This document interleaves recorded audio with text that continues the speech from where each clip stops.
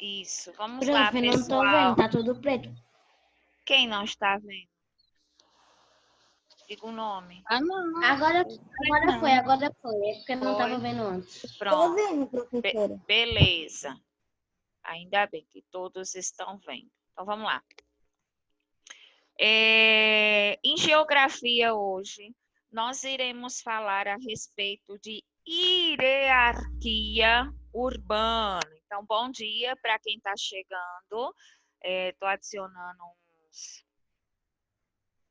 uns alunos, certo? Então, bom dia.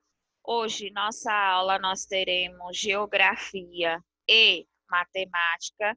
Então, hoje vai ser fechação comigo nos 2 horários. E a aula ela tá bem leve, bem suave, tudo preparado para essa manhã de conhecimento que eu tenho certeza que o pessoal do 5º ano dará show na nossa aula de hoje. Então, a semana passada nós falamos a respeito das cidades, que é algo que a gente vem falando tanto em história como em geografia. Como surgiram as primeiras cidades, o que influenciou suas mudanças e algo que nós podemos colocar nessa manhã em relação às cidades foi a Revolução Industrial. Então, existiam as vilas, mas depois da Revolução Industrial, ou seja, depois que as indústrias elas tiveram um boom, depois que elas despontaram, as cidades realmente elas começaram a modernizar e a se modificar. Então, a semana passada nós falamos a respeito de rede urbana, que são as cidades com suas características próprias que se ligam entre si. Então, hoje nós vamos falar sobre hierarquia urbana. O que é isso, professora? Então, hierarquia urbana está relacionada à classificação das cidades brasileiras. E o órgão certo que classificam essas cidades é o IBGE, que nós vimos nas nossas aulas presenciais. Então, hoje nós vamos falar sobre essa hierarquia urbana. Toda vez que eu penso nessa palavra, eu penso em uma pirâmide, começando da base ao topo, dividida em várias cidades. E essas cidades, elas são divididas, essa hierarquia,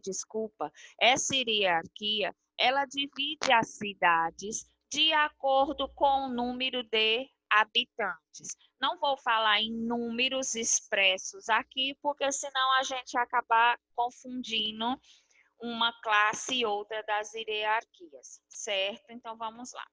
Pessoal, dá um retorno aí para mim, joinha na tela. Retorno aí, joinha na tela, para que eu tenha a dimensão de que todos estão vendo o slide. Pronto. Então, vamos lá.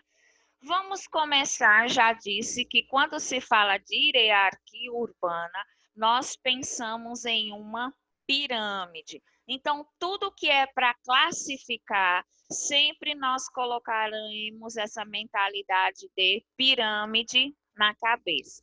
Então, nós vamos começar pelo topo da pirâmide, que são as metrópoles. Aqui eu peguei um exemplo da cidade de São Paulo, certo? Então, metrópoles são cidades de grande porte, com um grande número de habitantes. Geralmente, essas metrópoles, elas são bem complexas, porque possuem grandes universidades, grandes centros culturais, sedes de empresa, campos de futebol, certo? Se nós vamos pegar uma metrópolis bem perto aqui da nossa localidade, qual seria ela? Recife. Por quê? Recife tem... Meu microfone hoje está caindo que só. Deixa eu arrumar aqui. Recife tem um grande número de habitantes, é cidade sede para que outros habitantes de outras cidades passe por ele, ou seja, para morar, seja para comprar, seja para ir ao médico, certo? Então, nós podemos dizer que a cidade do Recife é a metrópolis do estado de Pernambuco. Então, tem grandes hospitais, comércio, campos de futebol, não é, JP? O campo do esporte, na Ilha do Leite, né?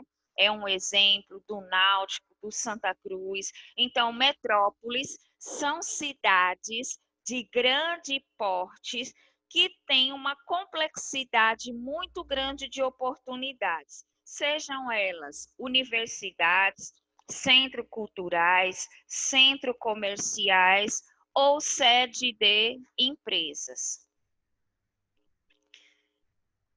Depois aqui, ó, nós temos as capitais regionais.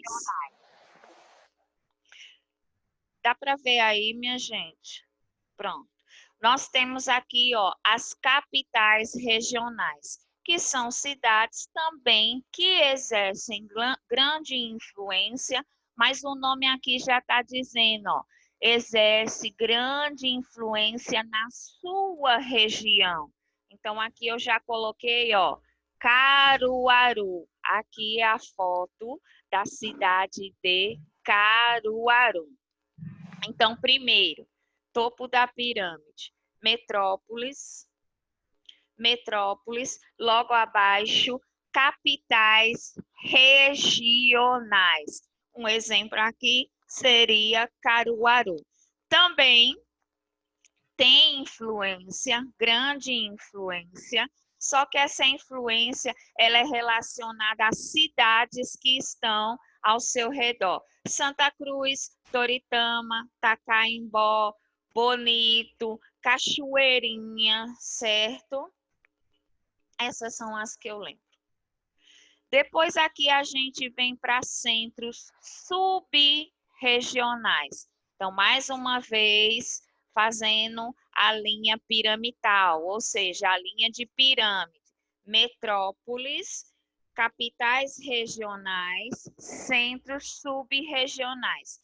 Nesses centros sub-regionais, eu coloquei aqui, ó, a nossa cidade de Santa Cruz do Capibaribe.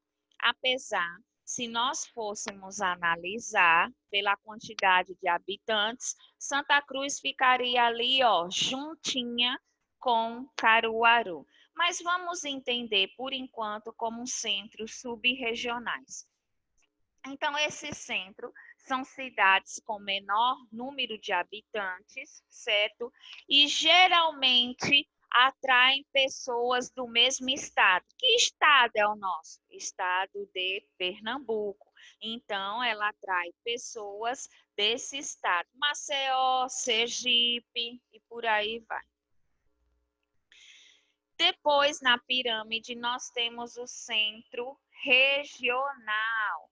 Então, centro regional são localidades menores em relação a habitantes e oferece serviços básicos. O que são serviços básicos? Farmácia, mercado, escola, posto de saúde. E, por último, nós temos os centros locais. Então, centros locais são cidades pequenas com poucos habitantes que influenciam apenas da área do município. Então, esse centro local aqui, ó, eu posso colocar como um centro comercial, como um bairro, como por exemplo, Nova Santa Cruz, o bairro Centro, Cruz Alta, ok? Então, nossa aula de hoje de geografia é essa. Nós estamos falando a respeito das hierarquias. Professor, eu vou dar o espaço, só um minutinho, viu?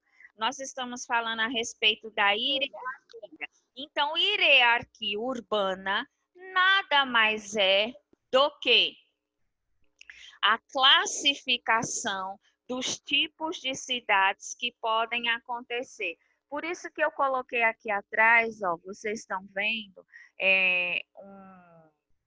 um painel, um plano de fundo, justamente sobre a metrópole. Porque a metrópole é o topo da pirâmide, porque ela possui um grande número de habitantes e uma diversidade de serviços muito grande.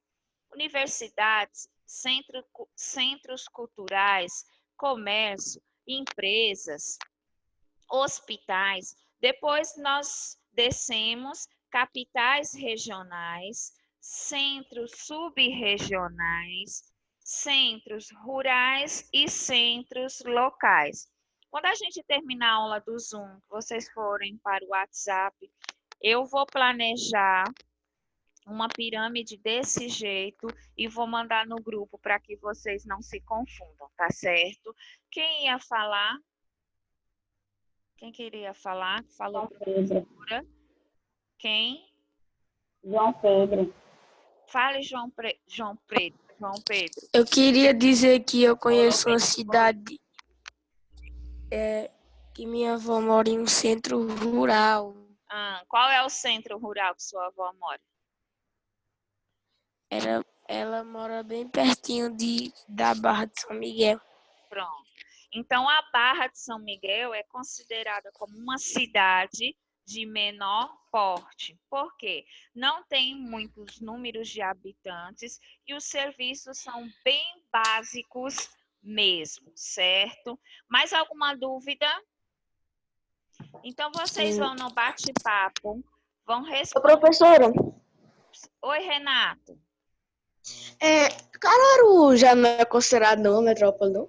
Não, não é considerada uma metrópole ainda, porque apesar dela ter o centro industrial, apesar de ter hospitais, existe uma quantidade de habitantes que é o que determina se você é considerado metrópolis ou não. E Caruaru, apesar de ter muitos habitantes, não se encaixa na classificação de uma metrópole justamente por causa da quantidade de habitantes.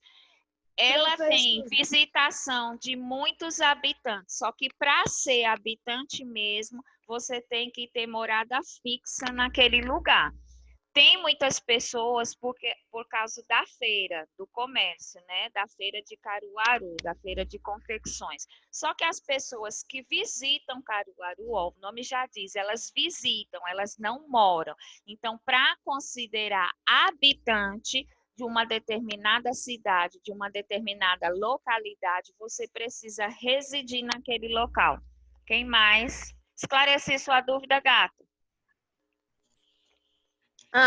Valeu. Pronto, valeu também. Mais alguém? Professora, as capitais são quase todas metrópoles, né? As capitais são metrópoles. Pode escrever o nome no bate-papo. Professora, qual é Ainda a não. cidade que tem mais habitantes no São Brasil? Paulo. São Paulo, ela não é considerada nenhuma metrópolis mais, ela já é considerada uma megalópolis. O que é uma megalópolis? Quando uma metrópole, vamos fazer assim para vocês entenderem. Quando uma metrópole, ela possui um grande número de habitantes e ela acaba se ligando a outra cidade. No caso, São Paulo, né? E Rio de Janeiro. Mas, assim, respondendo à sua pergunta, São Paulo já não é mais uma metrópole, São Paulo já é uma megalópolis, ou seja, ela ultrapassou aquela classificação de metrópoles.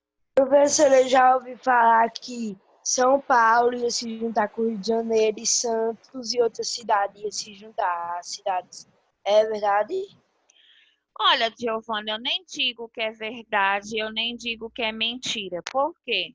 Na região sudeste, acontece um fenômeno muito diferente daquilo que nós temos no estado de Pernambuco. Vamos pegar como exemplo Santa Cruz e Caruaru. Quando você sai de Santa Cruz para Caruaru, você vê um espaço de vegetação, não é assim? Você vê serra, você vê animais, e na região sudeste não é desse jeito. Você anda por todos os bairros, faz ligação com todas as cidades, e assim, você não vê vegetação. Você entra num bairro e sai em outro, é só casa, rodovia, rua, ônibus, carro, entendeu? Então, eu acredito que essa possibilidade que você está falando, ela é bem possível. Você vai daqui para Toritama.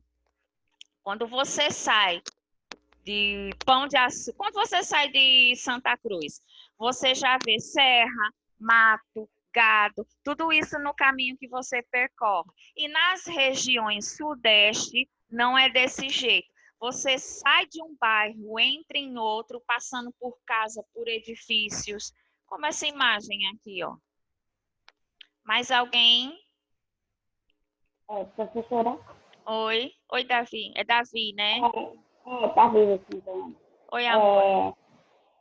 O número de carros em São Paulo e de ônibus é maior que aqui, tipo em Caruaru e Santa Cruz, né? Ah, bem maior, bem maior. É um congestionamento. Hoje eu estou feito cebolinha. É um congestionamento muito grande. Tanto que não é só em São Paulo, não, viu? São Paulo, Rio de Janeiro, Minas Gerais. Se fosse necessário, em Recife também, mas é mais em São Paulo, onde é mais divulgada essa ideia. Eles fazem o que? Os rodízios de carro. Por que os rodízios de carro? Tanto para diminuir a poluição do ar, como para o trânsito ficar mais leve. Pronto. É um exemplo meu. Quando eu morava em São Paulo, você tinha que ir para um lugar chamado Praça da Sé. Então, se você pegasse um trânsito, um congestionamento, você tinha dias de ficar 1 hora parada na rodovia, porque os carros não andavam, da quantidade de carros que existem. Por isso que eles fazem esses rodízios de carro e ainda o Departamento de Mobilidade Humana, que é assunto que nós veremos na próxima aula, eles ainda colocam assim, que quem mora perto do seu emprego, se puder ir de bicicleta, melhor ainda. Mas, infelizmente, isso não acontece, porque os trabalhos lá de São Paulo, eles são muito rígidos em relação ao fardamento. Então, a maioria é fardamento social. Aí você não vai colocar uma calça social com tênis, você não vai colocar uma saia com tênis. Aí isso atrapalha esse fluxo dos carros. Mas se fosse o caso, Recife, que tem um trânsito muito maior do que Santa Cruz, já teria que ter feito esse rodízio.